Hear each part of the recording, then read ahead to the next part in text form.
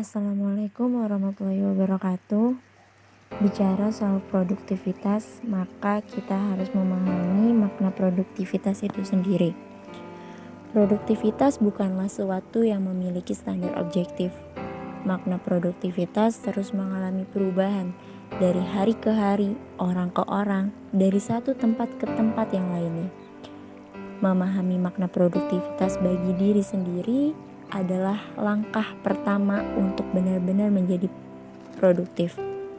Dalam Islam ada 3 poin penting untuk menjadi manusia yang produktif. Poin yang pertama, Allah sangat menyarankan, menekankan umatnya untuk produktif dalam membaca. Kita ketahui bahwasannya pertama kali Allah turunkan ayat pada Nabi Muhammad, yaitu adalah perintah untuk membaca. Sebagaimana dalam Quran surat Al-Alaq ayat 1 sampai ayat 5. Mungkin kita sudah sangat menghafal ayat tersebut. Dan bahkan kita pun sudah menghafal arti dari ayat tersebut. Namun sedikit sekali dari kita yang memahami makna dan mengamalkan makna dari ayat tersebut. Dalam beragam tafsir ditemukan benang merah bahwa ayat pertama tersebut yaitu seruan membaca, karena salah satu bentuk kasih sayang Allah dalam mencerahkan manusia adalah dengan memberikan ilmu melalui perantara jalan membaca. Namun sahabat, membaca di sini tidak secara sembarangan, melainkan harus dilandasi dengan nama Rabb-Mu yang menciptakan. Membaca harus dilandasi dengan niat untuk beribadah dan mencari kebaikan. Inilah yang kemudian membuat manusia menjadi tahu dari yang awalnya tidak diketahui. Ibnu Aqil Al-Hambali rahimahullah berkata, "Aku menyikat semaksimal mungkin waktu-waktu makanku, sehingga aku memilih memakan kue kering yang dicelup ke dalam air, dimakan sambil dibasahi daripada memakan roti. Karena selisih mengunyah waktu dalam mencelup kue ke dalam air lebih pendek daripada waktu memakan roti tanpa dicelupkan ke dalam air. Waktu tersebut bisa aku gunakan untuk membaca atau menulis suatu faedah yang sebelumnya tidak aku ketahui." Sungguh, betapa orang ilmu dan ulama zaman dahulu itu tidak main-main dalam meningkatkan produktivitas membaca mereka. Kalau kita baca banyak sejarah, baik dulu maupun yang sekarang, orang-orang yang memaknai ayat ini adalah mereka yang menjaga produktivitas membaca mereka. Karena mereka tahu Allah mengajarkan manusia melalui banyak perantara membaca. Oleh karena itu, coba satu hari sudah berapa banyak buku yang kita baca, atau berapa lembar yang kita baca dalam satu hari. Lalu yang kedua, Islam menganjurkan umatnya berlomba-lomba dalam kebaikan. Sebagaimana Allah berfirman dalam Quran surat Al-Baqarah ayat 148. "Dan bagi tiap-tiap umat ada kiblatnya sendiri yang ia menghadap kepadanya. Maka berlomba-lombalah kamu dalam berbuat kebaikan. Di mana saja kamu berada, pasti Allah akan mengumpulkan kamu sekalian pada hari kiamat. Sesungguhnya Allah Maha Kuasa atas segala sesuatu." Ayat ini, ya walaupun sederhana, namun sebenarnya memiliki makna yang dalam. Dimulai dengan kita Allah bangunkan pada subuh hari, atau bahkan pada sepertiga malam untuk melakukan sholat tahajud. Kemudian dianjurkan untuk bekerja, bertebaran di muka bumi untuk bisa berlomba-lomba dalam kebaikan selama hidup di dunia. Bahkan dalam ayat ini kita diingatkan bahwasanya kita akan kembali pada Allah pada hari kiamat. Nah, saat nanti kita kembali, kebaikan apa saja yang sudah kita torehkan? Pertanyaan besar untuk diri sendiri. Waktu yang kita miliki terbatas, sahabat. Namun, sadarkah kita ada banyak orang yang bisa melakukan dan menghasilkan karya dalam sehari.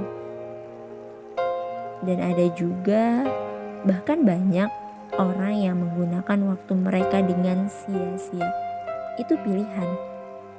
Kita mau yang menggunakan waktu dengan sebaik-baiknya atau menggunakan waktu dengan sia-sia. Islam dengan ajaran yang begitu baik dan sempurna memberikan motivasi bagi mereka yang senantiasa berlomba-lomba dalam kebaikan. Lalu pertanyaannya, sudahkah kita berlomba-lomba dalam kebaikan pada hari ini? Poin yang ketiga, Islam mengajarkan untuk memanfaatkan usia dan rezeki secara produktif. Sebagaimana dalam hadis yang sudah sangat familiar, diriwayatkan oleh At-Tirmizi nomor 2416, tidak akan bergeser kedua kaki anak Adam di hari kiamat dari sisi robnya, hingga dia ditanya tentang 5 perkara.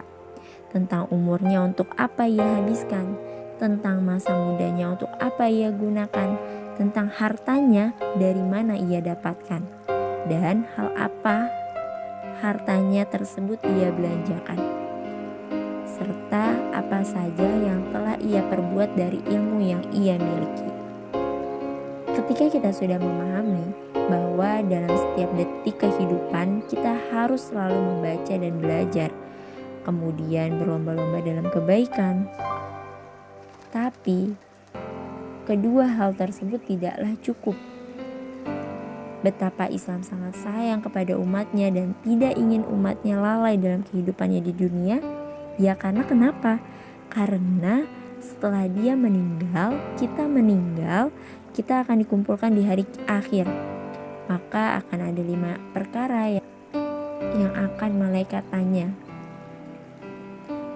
Untuk apa usianya digunakan? Untuk apa masa mudanya digunakan? Dari mana hartanya didapatkan? Untuk apa harta tersebut digunakan? Serta apa yang telah diperbuat dari ilmu yang ia dapatkan. Sudahkah kita menyediakan jawaban dari 5 pertanyaan tersebut? Ketahuilah bahwa 5 pertanyaan di atas sesungguhnya adalah 5 pilar produktivitas hidup yang sangat-sangat lengkap. Beruntunglah bagi orang-orang yang sudah memanfaatkan waktu dan usianya dengan baik. Uniknya bukan hanya usia yang ditanyakan, tetapi juga harta dan ilmu yang kita punya. Di sini kita berpikir kembali terkait harta yang sudah kita miliki. Biasanya kita cukup merasa aman ketika tahu bahwa harta kita adalah harta yang halal. Namun sahabat, kita sering lalai ketika menggunakannya dan cenderung bersifat konsumtif, boros, dan berlebihan. Padahal Rasul sudah mencontohkan kepada kita semua, harta yang beliau miliki, yang Rasul miliki diputar dengan perdagangan dan aset yang produktif. Untuk kemudian ia gunakan dalam membiayai dakwah Islamnya. Jadi tidak hanya usia, namun harta dan ilmunya pun sangat produktif. Sudahkah usia, harta, dan ilmu yang kita miliki digunakan secara produktif? Jika belum, yuk sama-sama memperbaiki diri untuk menjadi pribadi yang lebih baik dan lebih produktif lagi. Lakukan perubahan dari sekarang juga. Semoga bermanfaat. Wassalamualaikum warahmatullahi wabarakatuh.